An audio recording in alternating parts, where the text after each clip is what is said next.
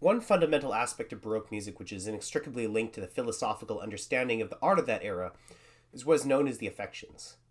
Also referred to as the doctrine of affections or the affects, the affections is a Baroque philosophy inspired by ancient Greek and Roman writers and orators, which refers to emotional states of the soul. In Baroque music, a single affection or affect, one clear emotion, is usually projected through an entire composition or movement. Okay, so instead of considering how musical philosophy evolved to this point, I think it's easier for us to understand the affections by contrasting it with what it evolved into.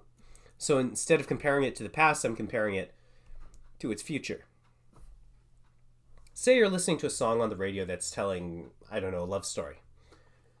The story is almost certainly going to project a variety of emotions, and maybe there's something about falling in love, a breakup, maybe the characters have to learn to move on, something like that. Well, we got a bunch of stuff there, but the songwriter is focusing on the telling of a story, and certain emotions may be evoked by way of that story.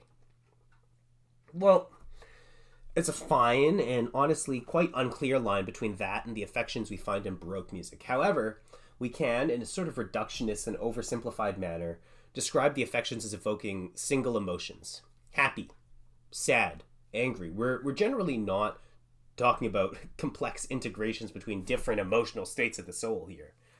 We focus on one thing and we run with it. These are, you might say, the musical equivalent of emojis. You get a smiley face, a sad face, an angry face. Just faces that tell you one thing. This isn't to say that composers only ever focus on a single emotion in a movement. Take Bach-Chaconne for violin, for example. But we're generally focusing on emotion instead of storytelling, and clear and separate, not overlapping emotions for most of the stuff we find in the Baroque period.